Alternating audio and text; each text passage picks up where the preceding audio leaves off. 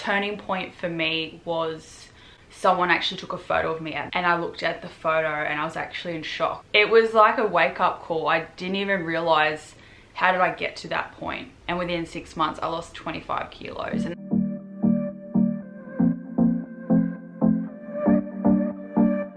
Hey guys, and welcome back to my channel. So in today's video, I'm actually going to be doing a bit of a story time about some really influential years for me in my past. If you follow me on Instagram, you would know that I previously lost 25 kilos. I'm basically going to be taking you guys through my journey of being at both ends of the spectrum. When I was 21 and I was, 25 kilos heavier, I was unhealthy, and then I kind of went to like the obsessive part of the spectrum where I was very underweight, unhealthy in another way, and then to get to where I am now, whereas there's a balanced, a balanced relationship with my body and food, and I'm a mum. So I basically just want to, tell you exactly how I lost the weight, how I even gained the weight in the first place, and how I got to where I am now.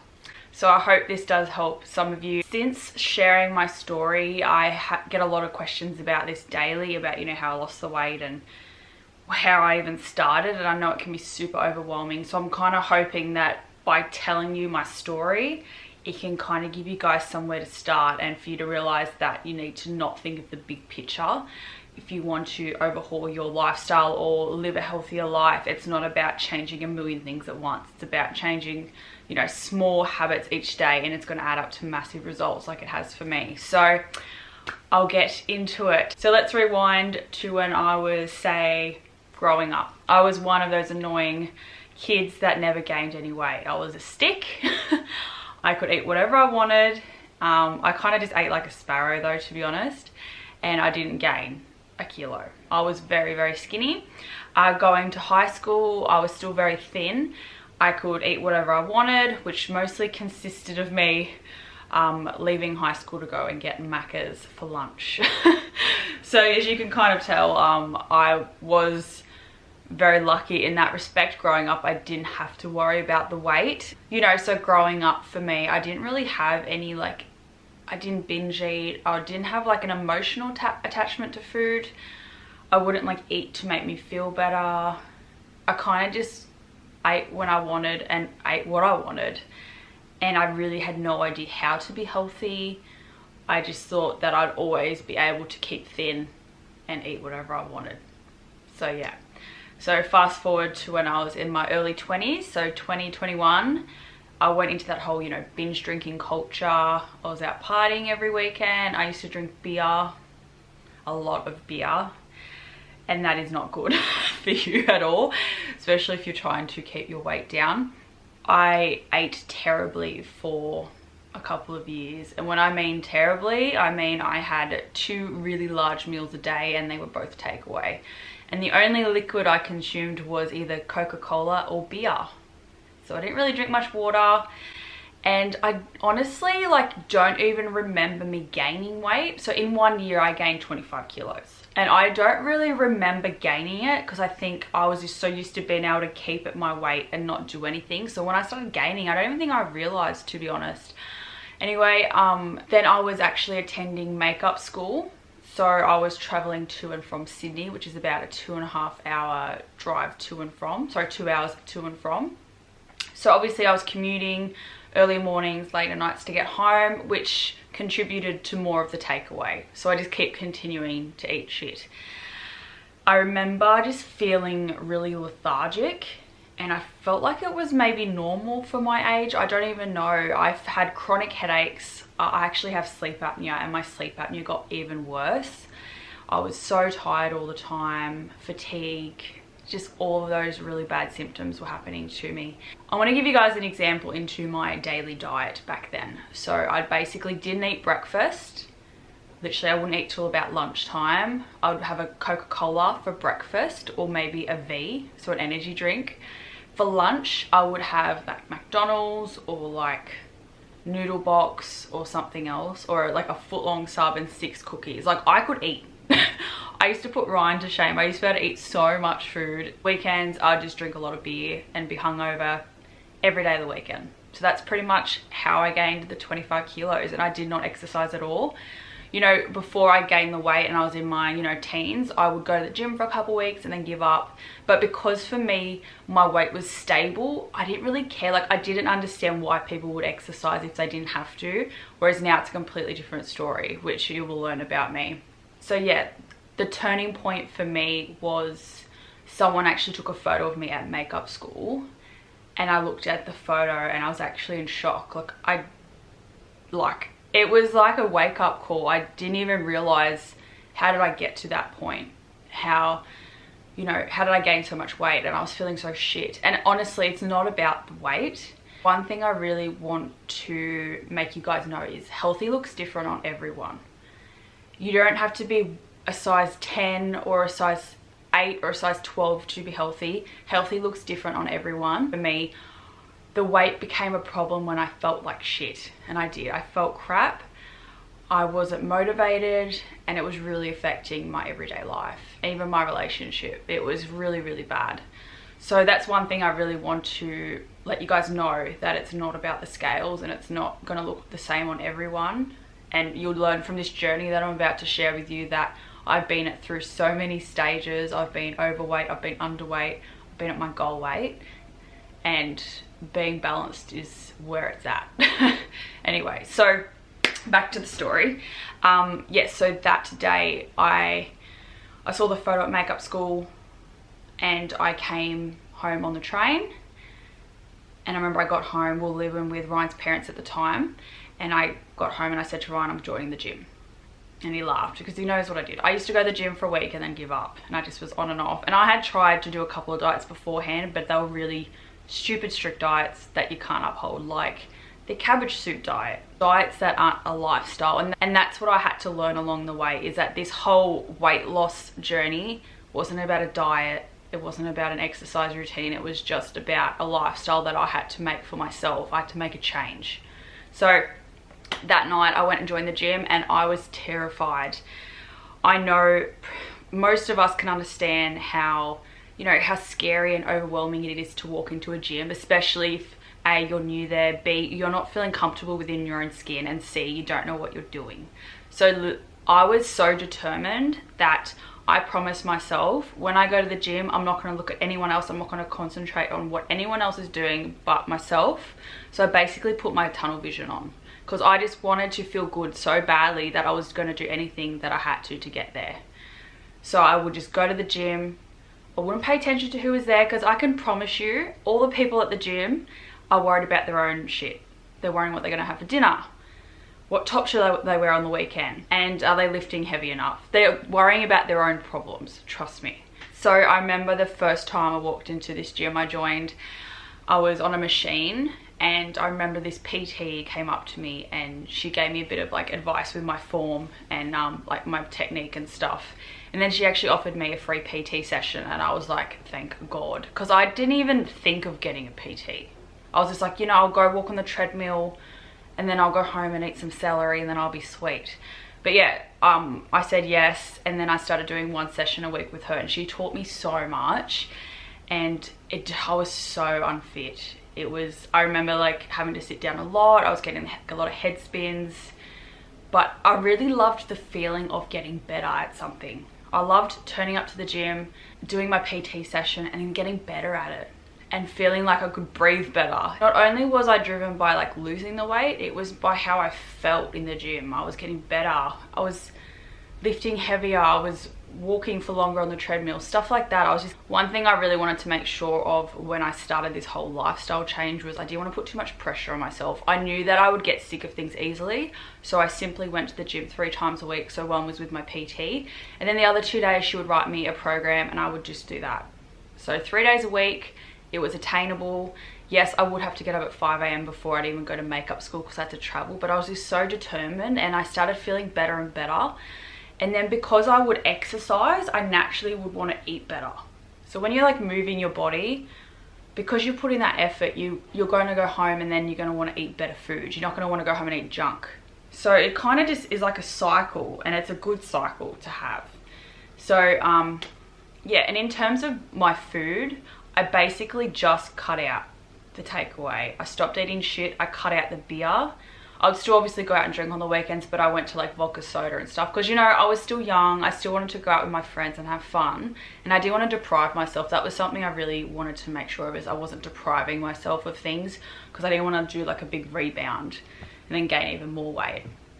So, you know, a couple months have passed. I'm going to the gym 3 times a week.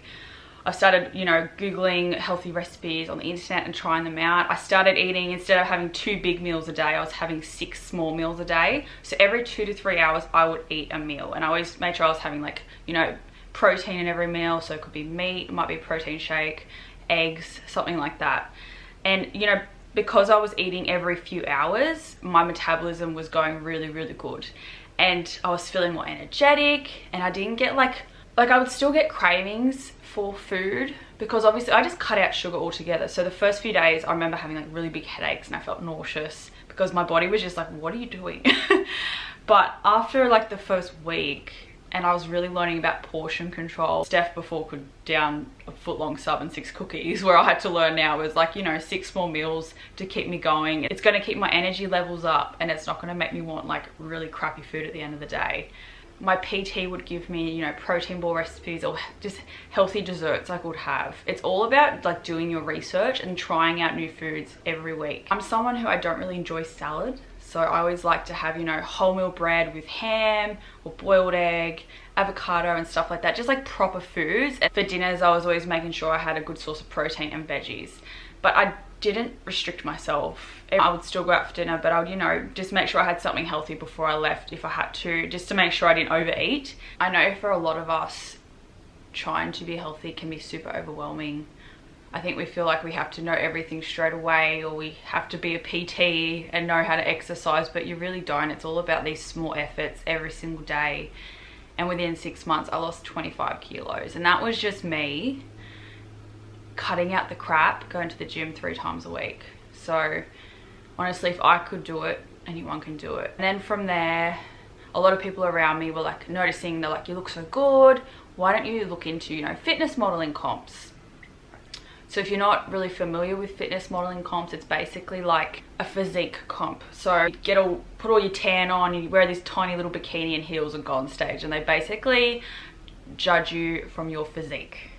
Anyway, I was just like, no, I can't do that, my God. And deep down, I really wanted to give it a go, because I was so proud of myself. I lost all this weight, I was getting fitter, and I was feeling really, really good. So I was like, well, obviously, if I keep losing more weight and keep getting fitter, then I'm gonna feel amazing. I got into fitness modeling, lost more weight.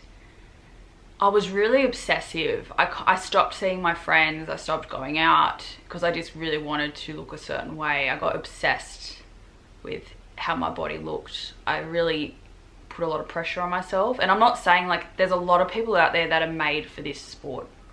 I'm not one of them. I get obsessive over things. I have a bit of an addictive personality. I even got into Oxygen magazine. I ended up being Miss December on this sports model calendar, and I was really proud of myself. The thing with that was, with time, and I got really underweight, my period stopped for a year, and I started getting really depressed again.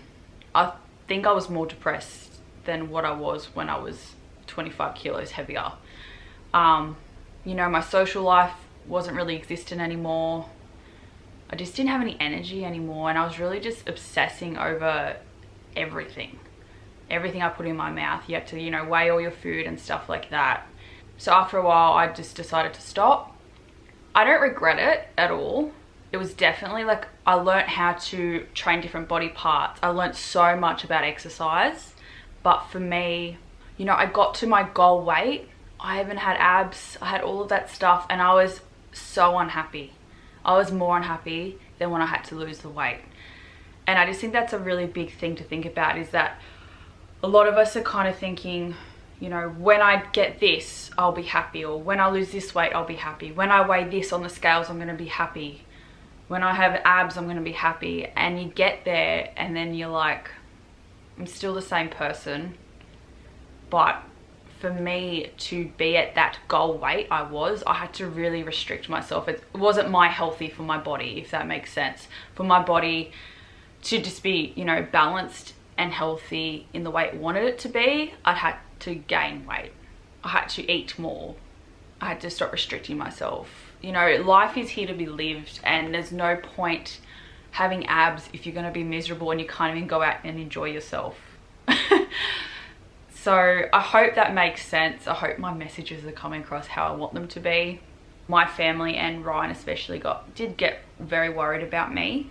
Again, there are fitness models out there that can do this year round and they're fine, but for me it made me really obsessive, and it took me until I got pregnant with my girls for me to find that balance. After I finished the fitness comps, I started binge eating really bad. So I would restrict myself like comp diet style to like just chicken and broccoli for every meal. And then the weekend come and I would literally just sit down and eat 3 whole blocks of chocolate till I was sick. I got into this really bad relationship with food in a different way, whereas I would restrict myself so much and then I would binge eat, and then I would just be so angry at myself.